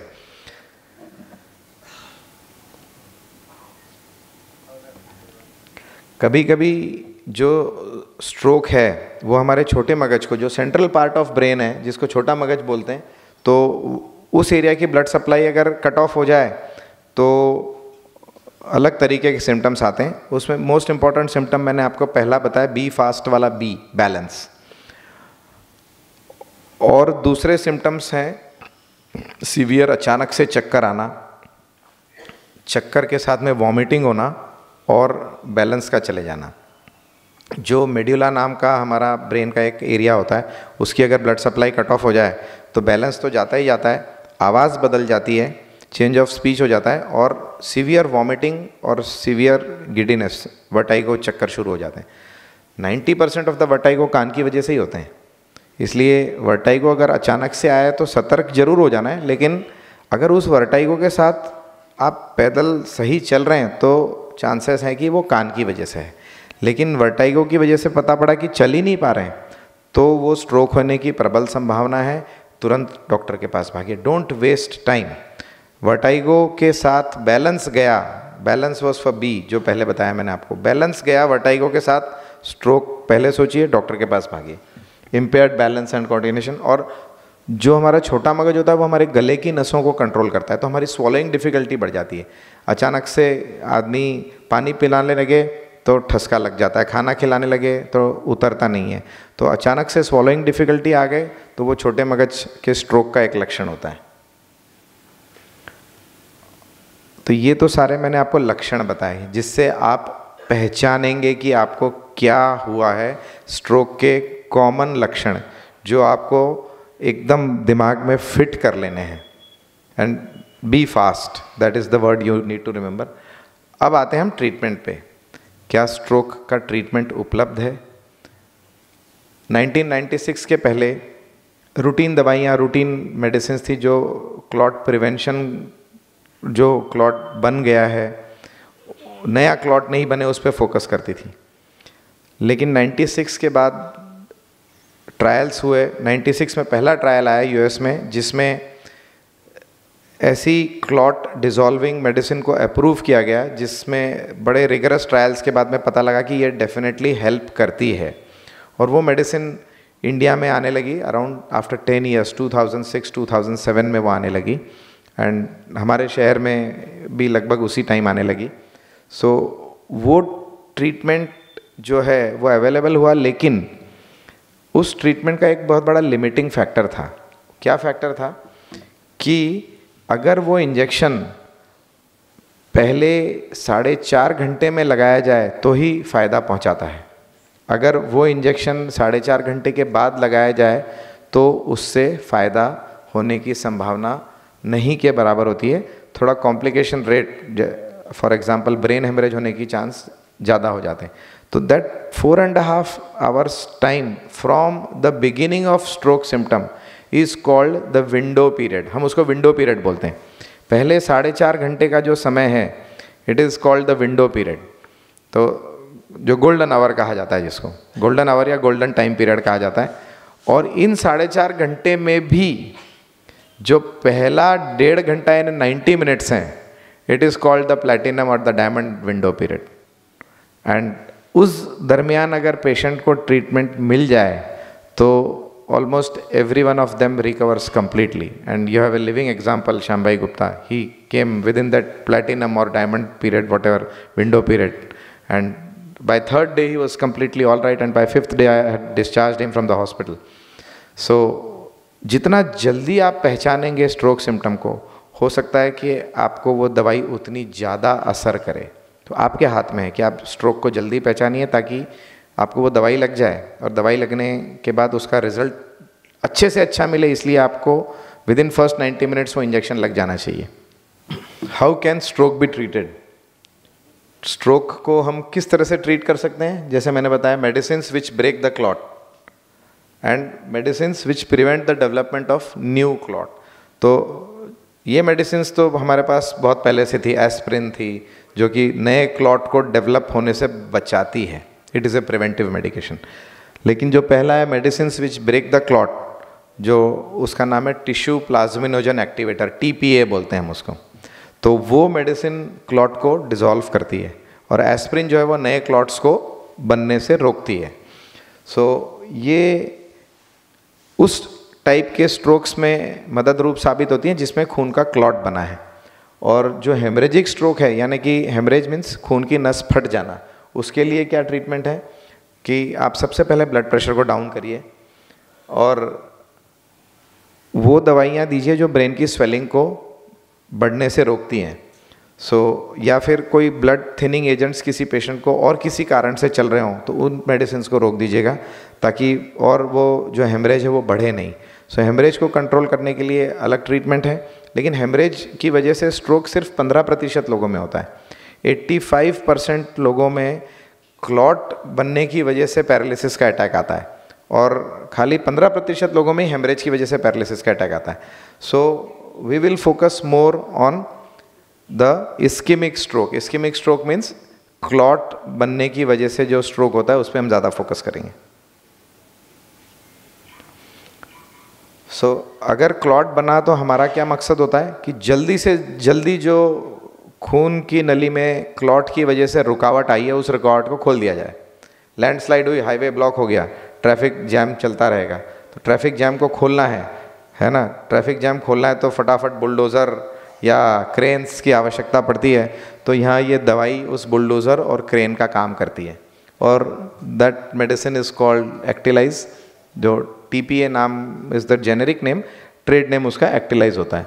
और इन ड्रग्स को हम बोलते हैं थ्रोम्बोलाइटिक्स। अभी और नए ड्रग्स आने लगे हैं थ्रोम्बोलिसिस के लिए, but this is the oldest with which we have the maximum experience. And ये ड्रग का जो साइड इफ़ेक्ट, एक ही डरावना साइड इफ़ेक्ट होता है, लेकिन वो इतना डरावना नहीं होता है, उसको ज़्यादा एम्फेसाइज करके डरावना बना दिया गया है। वो है कि इट कैन कॉज, बिकॉज ये खून पतला करने वाला इंजेक्शन है, खून को क्लॉट को डिसॉल्व करने वाला इंजेक्शन है, तो इससे कभी कभी हेमरेज होने की संभावना बढ़ जाती है। और वो हेमरेज जो किताबों में लिखा है वो परसेंटेज वाइज 2 to 2.5%, यानी अगर 100 लोगों को ये इंजेक्शन लगाया जाए तो मात्र 2% में ये हेमरेज करता है, और 98% में ये फ़ायदा ही पहुंचाता है। तो हम 98% की तरफ ही जाएं। कॉमन सेंस तो यही कहता है कि 2% को छोड़ें। मतलब कुछ महानुभाव ऐसे होते हैं जिनको साइड इफ़ेक्ट की ज़्यादा चिंता रहती है, वो इफ़ेक्ट नहीं देखते कि साहब साइड इफ़ेक्ट क्या होगा ये बताओ। तो मैं अक्सर उनसे ये दलील करता हूँ कि आप इफ़ेक्ट का सोचिए, don't think about the side effect. Side effect तो 2% में होगा, इफ़ेक्ट 98% में होगा, तो आप 98% की तरफ जाइए। मतलब पेनी वाइज पाउंड फुलिश जो इंग्लिश में बोलते हैं, उस तरह की जो मानसिकता कई लोगों की होती है, तो उस मानसिकता को भी हमको चेंज करना पड़ेगा। We have to think about the effect, not the side effect. Side effect जिसको होना है वो होके रहेगा, इट इज़ अनप्रेडिक्टेबल, है ना। वो रिस्क है। हम रोड पे जाते हैं, रोड पे गाड़ी चला रहे हैं, साइड इफ़ेक्ट ये भी है कि कोई हमको ठोक देगा पीछे से, ये भी साइड इफ़ेक्ट ही है ड्राइविंग का। लेकिन इफ़ेक्ट क्या है, हम फैक्ट्री या दुकान पे या हॉस्पिटल पे जल्दी पहुंच जाएंगे, तो ये इफ़ेक्ट है। तो think about the effect, don't think about the side effect. And जो ये 2 to 2.5% हेमरेज की रिस्क है, वो हमारे अनुभव में ये this injection I have been using for last I should say 15-17 years ना। 2008 से पहली बार यूज़ करना शुरू किया, तो लगभग 15 साल ऊपर हो गए, 15 साल हो गए। जो हमारा अनुभव कहता है वो ये कहता है कि ये रिस्क सिर्फ 1% है। किताबों में वेस्टर्न लिटरेचर में 2.5% लिखा हुआ है, but our experience says that it is a very safe medicine, very very safe medicine. Only आपका केस सिलेक्शन प्रॉपर होना चाहिए, किसको लगाना है और किसको नहीं लगाना है। हर किसी को इंजेक्शन ठोक देना है ये नहीं है। The selection has to be absolutely proper. इसकी गाइडलाइंस हैं कि ये कंडीशन अगर फुलफ़िल होती है पेशेंट में तो ही ये इंजेक्शन लगाया जा सकता है। वो गाइडलाइंस बहुत स्ट्रिक्टली फॉलो करेंगे। वो SOP बोलते हैं ना, आपकी इंडस्ट्री में बोलते हैं स्टैंडर्ड ऑपरेटिंग प्रोसीजर। सो आप अगर SOP फॉलो करेंगे तो आपका एक्सीडेंट कभी नहीं होगा, कभी आग नहीं लगेगी, कभी बॉयलर नहीं फटेगा, है ना। But if you don't follow the SOP, boiler भी फट सकता है, आग भी लग सकती है, एक्सीडेंट भी हो सकता है। सो हमको, because we are dealing with human life, we have to strictly follow the SOPs और the guidelines which are laid. तो इसकी जो SOP है अगर उसको ध्यान में रखते हुए इंजेक्शन लगाया जाए तो हेमरेज का चांस सिर्फ 1% होता है। सो मेरा आपसे ये अनुरोध है कि अगर किसी, भगवान ना करे कभी आवश्यकता पड़े, लेकिन अगर बाय चांस किसी परिवार को या किसी जानकार व्यक्ति को इस इंजेक्शन की आवश्यकता पड़े और कॉम्पिटेंट जो डॉक्टर है वो आपको ये सजेस्ट करे कि नहीं ये लगाना आवश्यक है, तो मना मत करिएगा, क्योंकि हमको इफ़ेक्ट सोचना है, साइड इफ़ेक्ट नहीं सोचना है। साइड इफ़ेक्ट का आप डरा के you are doing a great harm or disservice to the deserving patient who has reached the hospital in time. So प्रेरित करिए कि नहीं बिल्कुल सेफ़ है, 1% चांस है एवरेज का, चलिए इंजेक्शन लगाइए। दूसरा, इसकी एक हमारे इकोनॉमिक कंडीशन या हमारी कंट्री की इकोनॉमी के हिसाब से देखें तो थोड़ा सा ज़्यादा ये है कि इसकी कॉस्ट ज़्यादा है, around 50,000 depending on the weight of the patient. अगर पेशेंट भारी हो तो उसका डोज थोड़ा ज़्यादा लगता है, तो कॉस्ट 60-70,000 तक भी पहुंच जाती है। अगर 50 से 60 किलो का पेशेंट है तो 50,000 या उससे थोड़ी सी कम, 44,000 टू बी एग्जैक्ट। तो ये इंजेक्शन की कॉस्ट है, but this is A one time cost. अगर क्लॉट डिज़ोल्व हो गया, पैरालिसिस जल्दी ठीक हो गया, तो आपका ICU स्टे की कॉस्ट, ICU में लंबे स्टे की वजह से होने वाले कॉम्प्लिकेशन, वेंटिलेटर पे जाना, बेड सोर बनना, इन्फेक्शन होकर एंटीबायोटिक लगना, इनकी कॉस्ट कई गुना हो जाती है। इंजेक्शन की कॉस्ट तो 40,000 रह जाती है, और एंटीबायोटिक्स और जो कॉस्टली इंजेक्शंस हैं उनकी कॉस्ट 1.5-2 लाख तक पहुंच जाती है। So it is always better to give this injection and prevent the complications and prevent subsequent cost. So किसी को रोकिए मत ये इंजेक्शन लगाने से, प्रेरित करिए। कोई का फ़ोन आता है, नहीं बिल्कुल लगाओ। Only thing is it should be suggested by competent authority, and by competent authority I mean a neurophysician. अगर न्यूरोफिजिशियन उपलब्ध है, फॉर्चुनेटली अब तो we have so many colleagues who are well trained. Surat शहर में हम लोग अभी लगभग 25 से 30 न्यूरोलॉजिस्ट हैं, तो शहर के हर भाग में न्यूरोलॉजिस्ट हैं। पहले तो बड़ी स्कैरसिटी थी, लेकिन समय के साथ हमारे कलीग्स आज शहर के हर एरिया में प्रैक्टिस करते हैं, तो कहीं ना कहीं कोई ना कोई न्यूरोलॉजिस्ट उपलब्ध हो जाएगा और वो आपको सजेस्ट करता है तो इंजेक्शन ज़रूर से लगाइए। ये मत इंसिस्ट करिए कि अरे ये तो अभी 2 साल ही प्रैक्टिस में शुरू हुए हैं, हम ना 20 साल की प्रैक्टिस वाले से पूछते हैं। टाइम वेस्ट मत करिए, डोंट वेस्ट टाइम, है ना। जो लड़का या जो न्यूरोलॉजिस्ट 2 साल की भी प्रैक्टिस कर रहा है, वो प्रैक्टिस में आने के पहले 3 साल न्यूरोलॉजी की ट्रेनिंग लेके आया है। He has been authorized by his teachers who have passed him, and he has been authorized by the competent authorities in the government and the medical council to administer such therapeutics. So हमेशा वो रट पकड़ के मत रखिए कि मेरे को सीनियर को ही दिखाना है, क्योंकि आपके पास समय नहीं है सीनियर के पास पहुंचने का। आप जिसके पास पहुंचे उस वक्त वही सीनियर है आपके लिए। So rush to a neurologist, the nearest neurologist. तो ये आपको खास बात ध्यान रखनी है।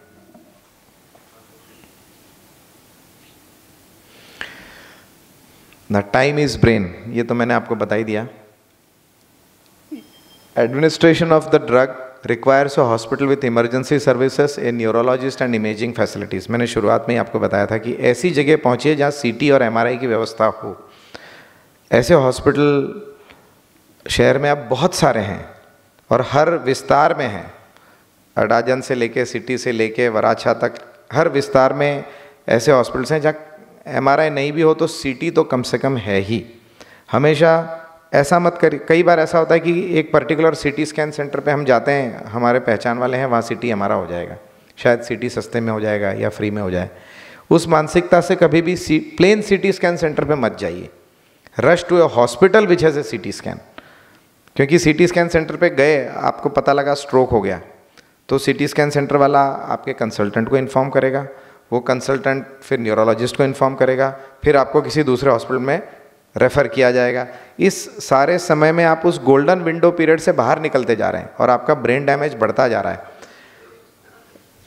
1 मिनट की देरी में 1 मिनट अगर ब्लड सप्लाई कट ऑफ होती है तो लगभग 1.9 मिलियन यानी कि 19 लाख ब्रेन के सेल्स डेड हो जाते हैं। ब्रेन्स में billions and billions of cells हैं, लेकिन उसमें 19 लाख सेल खत्म हो जाते हैं 1 मिनट में अगर आपकी ब्लड सप्लाई नहीं मिली तो जितने आप देर से पहुंचेंगे, जितनी देर से आपको ट्रीटमेंट मिलेगी उतने लाख आपके सेल्स डैमेज होते चले जाएंगे, और उतनी आपकी रिकवरी देर से होगी या इनकम्प्लीट होगी। So you have to seek the treatment as early as possible. So ऐसी फैसिलिटी पे जाइए जहाँ CT और MRI उपलब्ध हो और तुरंत वहाँ आके कोई कॉम्पिटेंट न्यूरोलॉजिस्ट आपको देख सके। So it becomes important on the patient's part to reach a hospital with such facility as soon as possible. Alteplase जो इंजेक्शन TPA में बोल रहा था, वो अगर 3 घंटे के अंदर दे दिया जाए तो it gives U A 55% additional chance of achieving independence, near complete cure. अगर आप 3 घंटे के अंदर ही इंजेक्शन आपको लग जाता है तो 55% चांस है कि आप बिल्कुल ठीक हो जाएंगे, कंप्लीट क्योर। ये 3 घंटे के अंदर की बात कर रहा हूँ। और अगर 1.5 घंटे के अंदर लगा दिया जाए तो ये परसेंटेज बढ़ के it goes to 75 to 80%। So the earlier you get the injection the better it is. Out of 30 patient 1 is harm by treatment in terms of bleeding in the brain. ये जो टेक्स्ट बुक का data है, हमारा data तो ये है कि 100 में से 1 को ही हार्म होता है। ये हमारा अनुभव और एक्सपीरियंस है, provided the selection is proper. आपका केस सिलेक्शन, जिसको ये इंजेक्शन लगाना है वो पेशेंट का सिलेक्शन बिल्कुल प्रॉपर होना चाहिए। You have to stick to the guidelines.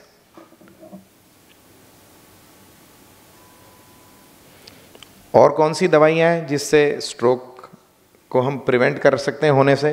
पहला एस्प्रिन है ना।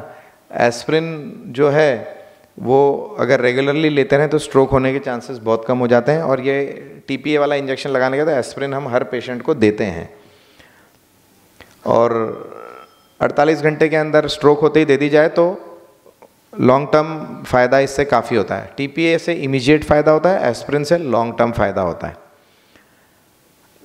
लेकिन एस्प्रिन हम उन्हीं पेशेंट्स को देते हैं अगर वो TPA के इनएलिजिबल हो तो। अगर TPA नहीं लगा पाए या विंडो पीरियड के बाहर आए तो फिर एस्प्रिन ही शुरू करना पड़ता है हमको मजबूरी में। लेकिन अगर विंडो पीरियड में आ जाए तो TPA लगाते हैं और उसके बाद फिर एस्प्रिन शुरू करते हैं।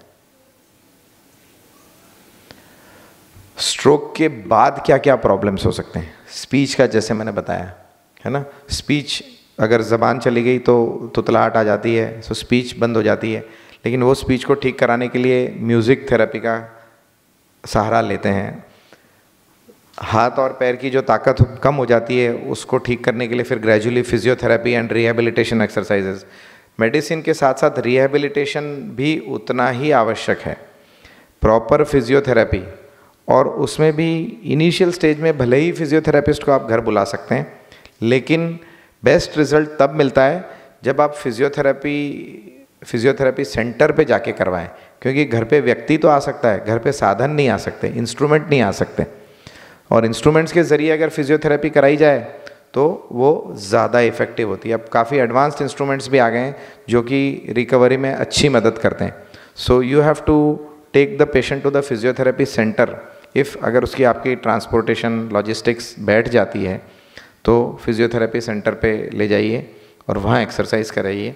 And always go to a rehabilitation centre with best available facilities. तो आपके क्या है कि रिहैबिलिटेशन अच्छा होगा तो रिकवरी फास्ट होती है। कभी कभी सेंसेशन लॉस हो जाता है, स्वॉलोइंग डिफ़िकल्टीज आ जाती हैं, उसके लिए हमको राइल्स ट्यूब पे काफ़ी टाइम तक पेशेंट को रखना पड़ता है। डिप्रेशन आ जाता है कई लोगों को स्ट्रोक के बाद, खास करके राइट साइडेड पैरालिसिस वालों को, क्योंकि राइट साइड पैरालिसिस होती है तो पेशेंट जो है वो समझ तो लेता है, बोल नहीं सकता, पैरालिसिस हो गई, लेकिन वो समझने की शक्ति इंटैक्ट रहती है कि यार मेरे को लकवा हो गया, अब मैं अपाहिज हो गया। और जब ये रियलाइजेशन आता है तो पेशेंट डिप्रेशन में जाने लगता है। लेफ्ट साइडेड वालों को डिप्रेशन नहीं होता, वो बड़े मस्त रहते हैं, वो कोऑपरेट भी करते हैं, समझते भी हैं, काम भी करते हैं, फिजियोथेरेपी भी करते हैं। लेकिन राइट साइडेड पैरालिसिस वालों को डिप्रेशन जल्दी आता है, तो हमको एंटी डिप्रेसेंट्स, उस डिप्रेशन को जल्दी पहचान के एंटी डिप्रेसेंट्स देनी पड़ती हैं। So care of stroke is not just giving the blood thinning agents, उसके पीछे बाद की जो रिहैबिलिटेशन है वो भी उतनी ही इम्पॉर्टेंट है।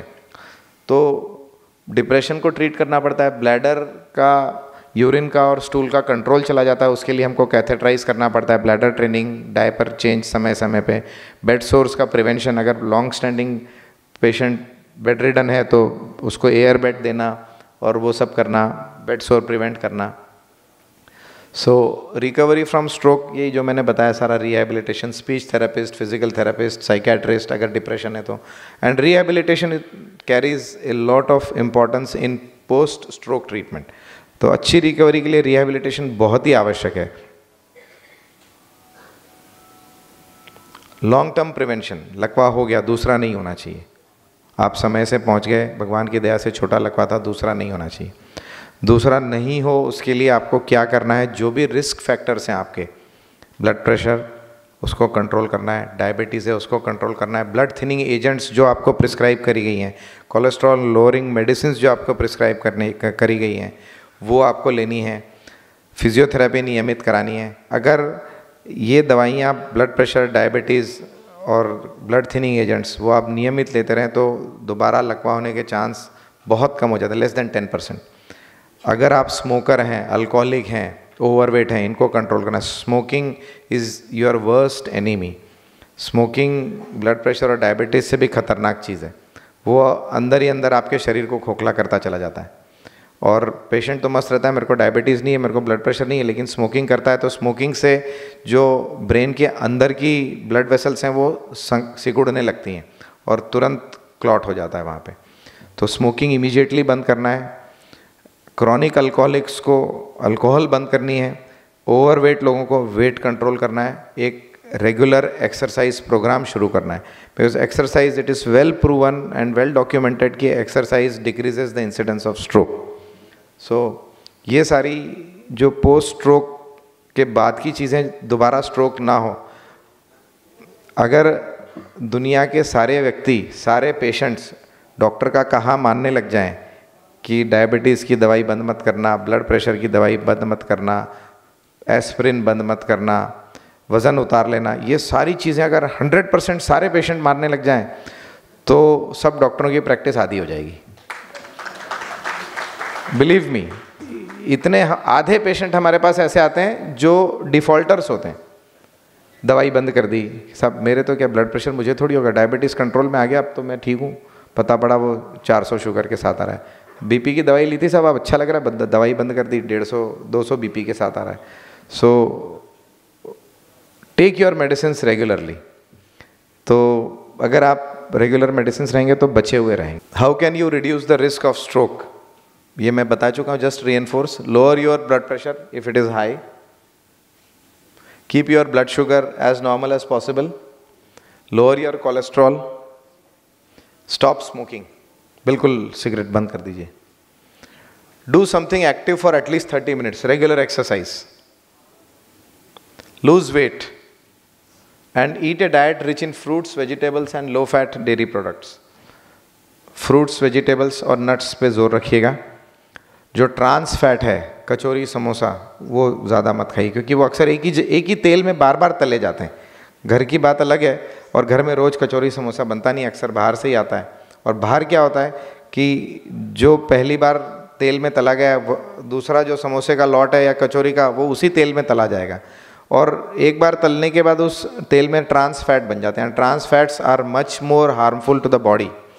सो बाहर के कचौरी समोसों को अवॉइड करिए, और अगर अवॉइड नहीं करना है तो एटलीस्ट फ्रेश तेल में बने हुए पहले खाइए। पहले जाके 8 बजे खा लीजिए वहाँ पे अगर खाना है तो, 10 बजे मत जाना। तो 10 बजे तो आपको सेकेंड और थर्ड लॉट मिलेगा जो ऑलरेडी उस तेल में बना हुआ मिलेगा।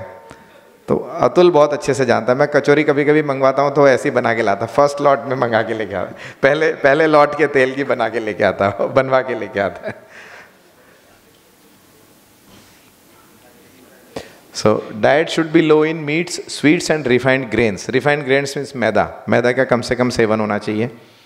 मिठाइयाँ कम खाइए, और meat, most of us are vegetarians, but meat भी अगर कोई मीट ईटर्स हैं तो the best meat is fish and chicken, not the goat meat. Goat meat में बहुत ज़्यादा फैट होता है। बेस्ट अगर नॉनवेज है तो वो फिश होता है, और next best is chicken, and that too a roasted chicken, tandoori chicken जो बोलते हैं, नॉट द मसाला चिकन और द फ्राइड चिकन, क्योंकि वो फिर वही फैट लोडेड हो जाता है। सो अगर कोई नॉनवेज ईटर्स हैं तो they should shift from goat meat to the fish and roasted chicken. Eat less of sodium, नमक की मात्रा काबू में रखिए। Limit the amount of alcohol you drink. Take your medicines as directed. Blood pressure medicines, medicines to prevent clots and medicines to lower cholesterol. Now coming to myth and reality. Stroke is preventable, ये stroke is not preventable, ये माना जाता है 80% of strokes are preventable. Stroke का कोई treatment नहीं है, stroke का इमरजेंसी ट्रीटमेंट उपलब्ध है, इमीडिएटली पहुंचिए। Stroke only strikes the elderly, किसी को भी स्ट्रोक हो सकता है। हमारे पास 25, 23 साल, 28 साल के बच्चे भी आते हैं जिनको स्ट्रोक होता है, कोई रिस्क फैक्टर नहीं, लेकिन सडनली स्ट्रोक होता है, उनको भी हम लोगों ने ट्रीट किया हुआ है। Stroke happens in the heart, नहीं, स्ट्रोक एक ब्रेन अटैक है, हार्ट की बीमारी नहीं है।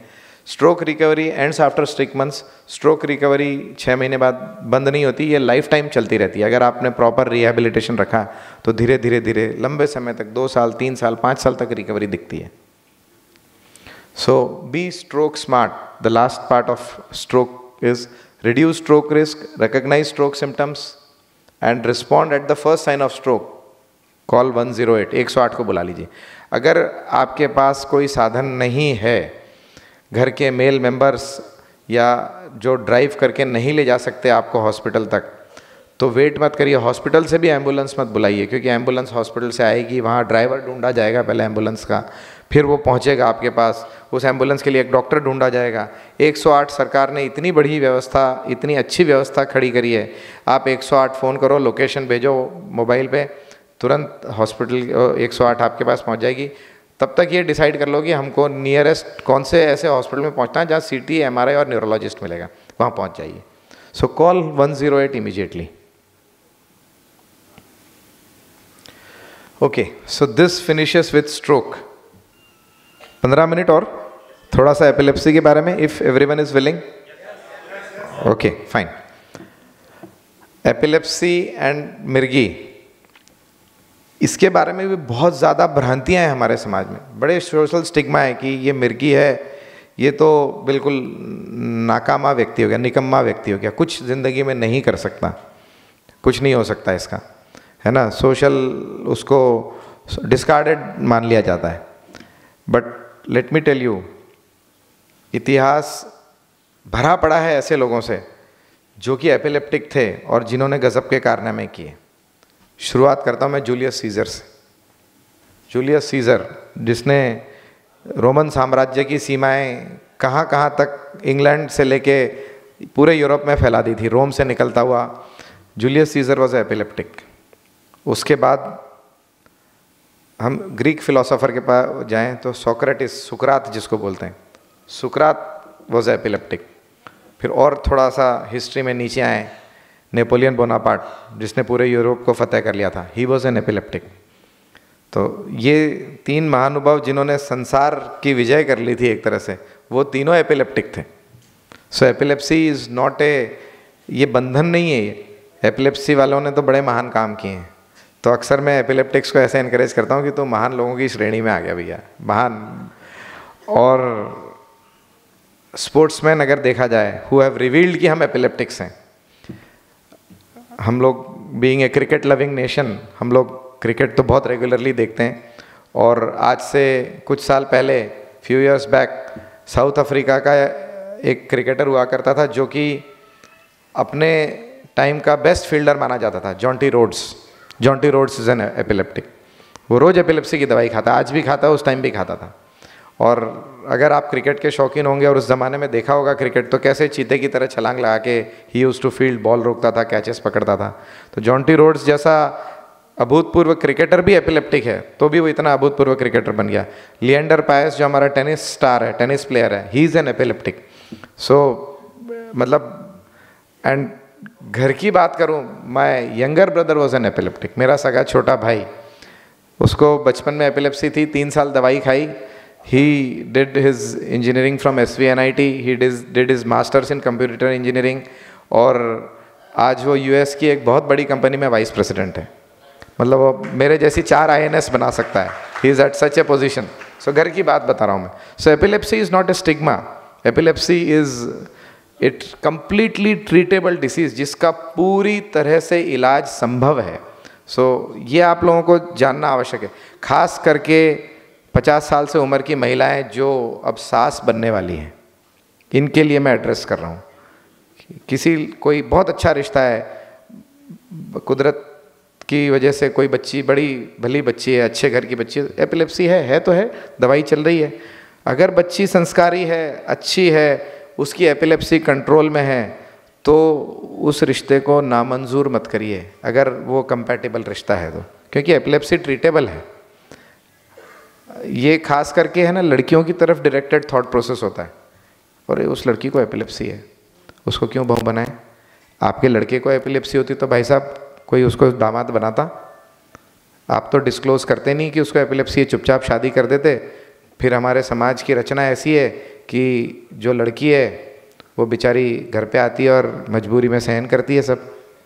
मेजॉरिटी समाज की रचना, आज की रचना तो बदलती जा रही है तेज़ी से, लड़कियां अपने पैरों पे खड़ी हो रही है, and that is good also.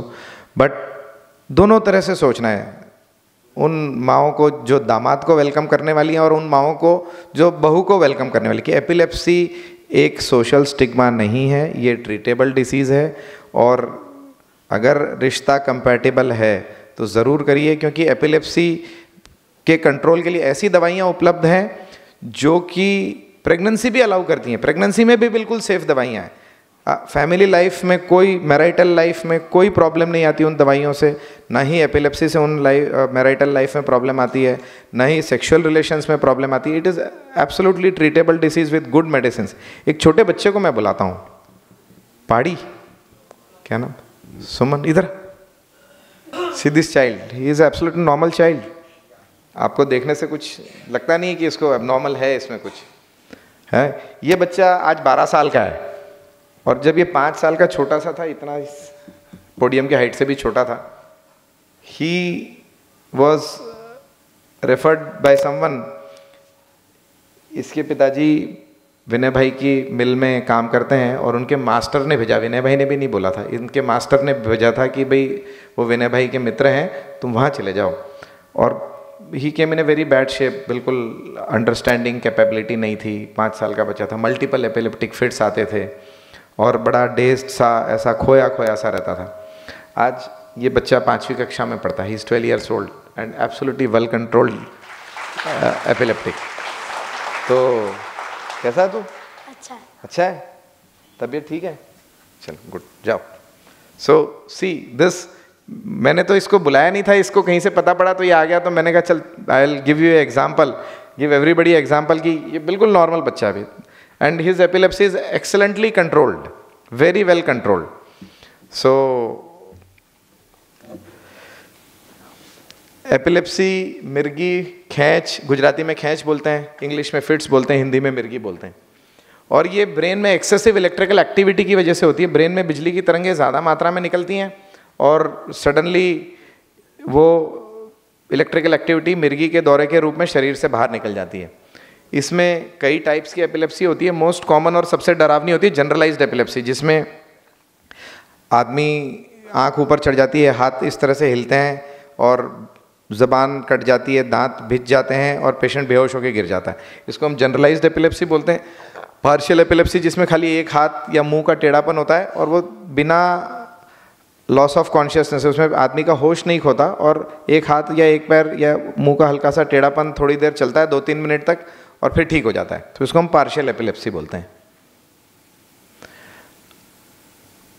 Most common cause of epilepsy is idiopathic. Idiopathic means कोई कारण नहीं है जिसका, ब्रेन इज एब्सोल्युटली नॉर्मल, उसमें कोई इन्फेक्शन नहीं है, कोई चोट नहीं लगी, कुछ नहीं हुआ, खाली for some unknown reason brain के cells excessive electrical activity generate करते हैं और वो मिर्गी के दौरे के रूप में बाहर निकल जाती है। दूसरे कॉमन रीज़न होते हैं, ब्रेन इंजुरी है, पैरालिटिक अटैक के बाद मिर्गी के दौरे पड़ सकते हैं, इन्फेक्शंस टीबी की वजह से या ब्रेन में कीड़ा होने की वजह से एपिलेप्सी आ सकती है। कभी कभी structural changes in the brain में पैदाइशी बनावट ब्रेन की गड़बड़ है, या जब बच्चा पैदा हो रहा होता है, डिलेड क्राई, देर से रोने की वजह से ब्रेन में ऑक्सीजन की कमी हो जाती है, उसकी वजह से ब्रेन डैमेज होता है, उसकी वजह से एपिलेप्सी हो सकती है। और रेयरली जेनेटिक रीजंस होते हैं, genetic reasons are very rare, but the most common reason is idiopathic, means बिना किसी रीज़न के होती है, और वो सबसे अच्छे कंट्रोल वही होते हैं मोस्ट वेल कंट्रोल्ड, जो जिनको बिना किसी रीज़न के एपिलेप्सी होती है, जिनका ब्रेन एमआरआई में बिल्कुल नॉर्मल होता है, ऐसे लोगों की एपिलेप्सी बहुत अच्छी कंट्रोल होती है। और भगवान की दया से मेजॉरिटी पेशेंट्स वही होते हैं जिनके ब्रेन स्ट्रक्चर नॉर्मल होता है, मेजॉरिटी एपिलेप्टिक्स वही होते हैं। Symptoms: jerking of limbs followed by unconsciousness, जीभ का कटना, यूरिन और स्टूल का निकल जाना, शॉर्ट लास्टिंग कन्फ्यूजन हो सकता है। कभी कभी पेशेंट जिनको छोटी मिर्गी होती है वो ऐसे पुतले के रूप में स्थिर हो जाते हैं, दे बिकम ए स्टैचू, और 1.5-2 मिनट तक स्टैचू जैसे रहते हैं और फिर वापस नॉर्मल हो जाते हैं। इसको हम कॉम्प्लेक्स पार्शियल सीजर बोलते हैं। कभी कभी पर नॉन पर्पसफुल हाथ ऐसे, आप बात कर रहे हैं किसी पेशेंट से, सडनली वो एकदम चुप हो गया, हाथ ऐसे रब कर रहा है, जुबान ऐसे लिप स्मैकिंग कर रहा है, वो भी एक एपिलेप्सी का लक्षण है। बहुत सारे लक्षण होते हैं बट ये कॉमन लक्षण मैं आपको बता रहा हूँ। आई ब्लिंकिंग, अचानक आंख पटपटाने लगना, ये भी एक लक्षण है एपिलेप्सी का। So common investigations, basic investigation, हर एपिलेप्टिक का ईईजी होना चाहिए, हर एपिलेप्टिक का एमआरआई होना चाहिए, routine blood test specially calcium और शुगर होने चाहिए।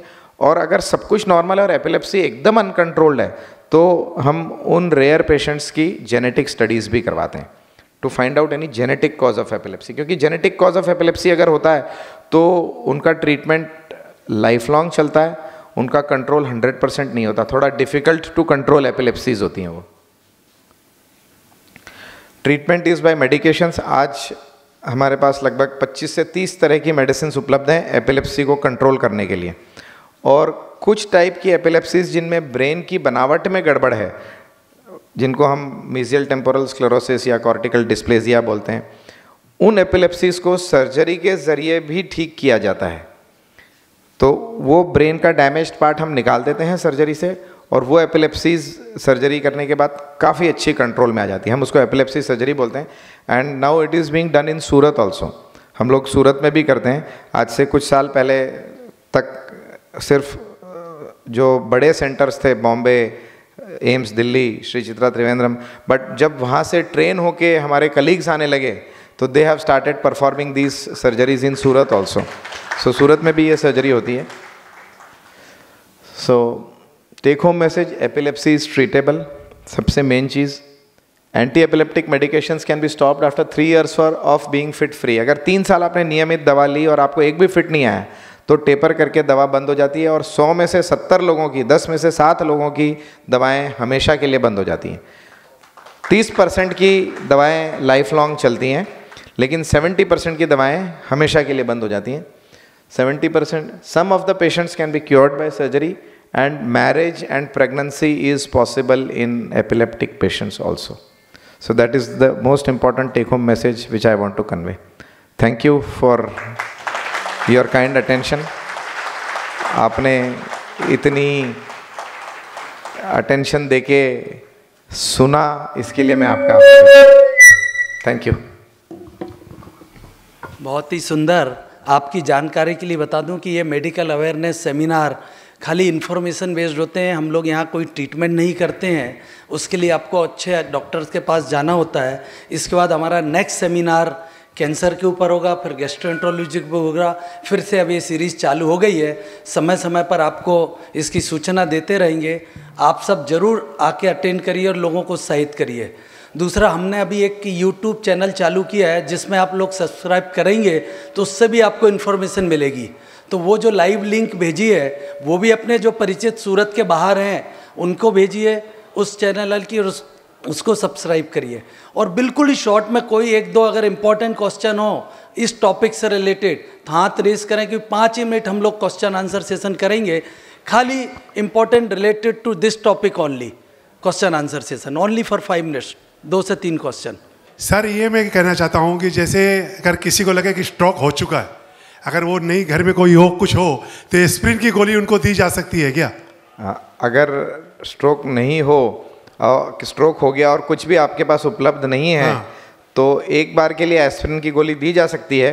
लेकिन अगर आपको ऐसा लगे कि आप हॉस्पिटल में 2-3 घंटे तक नहीं पहुंच पाएंगे तो ये कदम उठाइएगा, क्योंकि एस्प्रिन की गोली अगर दी जाए और बाय चांस वो पेशेंट अगर विंडो पीरियड में है और टीपीए लगाने की नौबत आई, तो एस्प्रिन की गोली किसी ने पहले से ले रखी हो और उसको अगर हम टीपीए लगाने को एडवाइस करते हैं तो जो हेमरेज का चांस मैं आपको 1% बता रहा था वो 5 से 7% हो जाता है। सो अगर आपको ऐसा लगता है कि आप मेडिकल फैसिलिटी तक जल्दी से जल्दी पहुंच पाएंगे, आप बद्रीनाथ केदारनाथ में घूमने गए हैं, 4 धाम की यात्रा, वहाँ स्ट्रोक हो गया, वहाँ एस्प्रिन दे दीजिए, क्योंकि आप मेडिकल फैसिलिटी तक, स्ट्रोक रेडी फैसिलिटी तक नहीं पहुँच पाएंगे एक दिन तक भी, तो वहाँ एस्प्रिन दे दीजिए। लेकिन अगर सूरत में है तो बेस्ट है 108 बुला के हॉस्पिटल चले जाइए।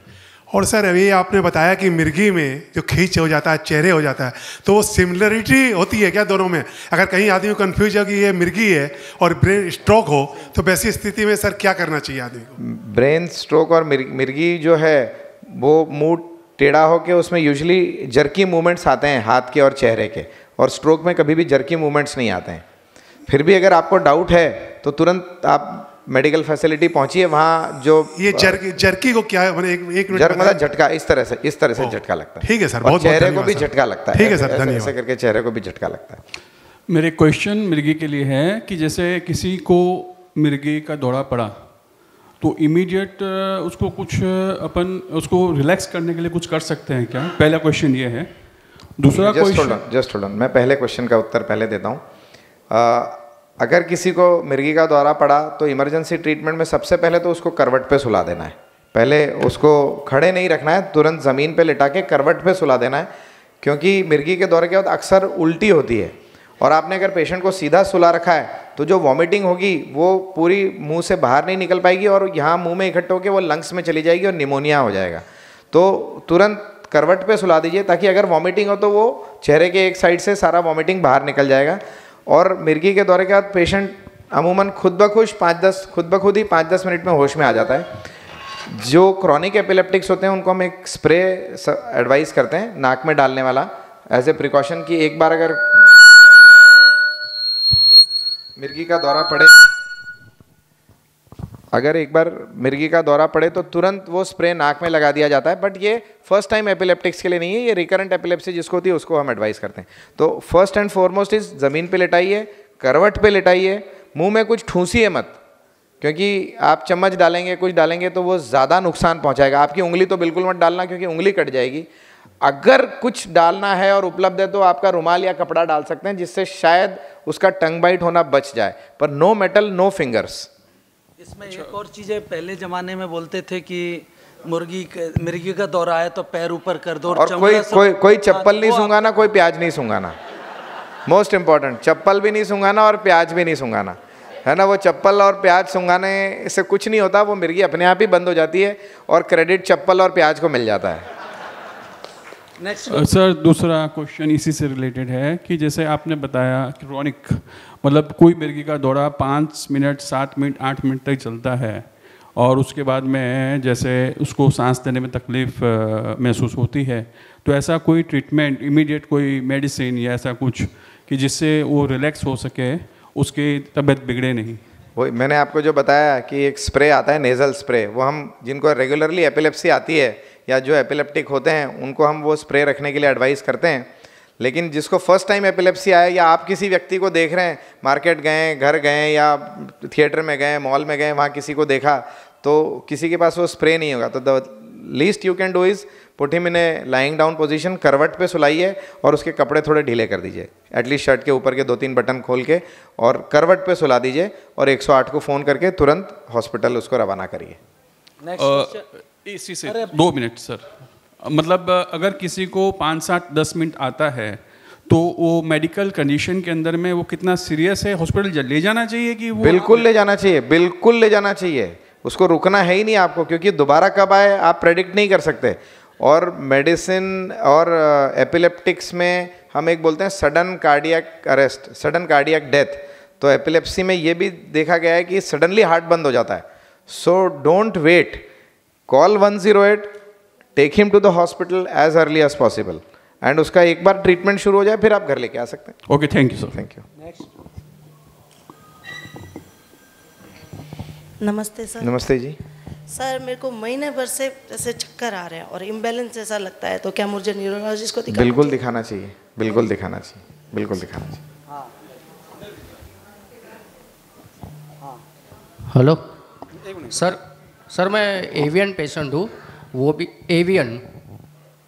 वो भी ब्लड सर्कुलेशंस की वजह से होता है, तो उसके लिए ट्रीटमेंट है आपके यहाँ? AVM का भी ट्रीटमेंट उपलब्ध है। AVM का ट्रीटमेंट सर्जरी से भी हो सकता है और AVM का ट्रीटमेंट एम्बोलाइजेशन से भी हो सकता है।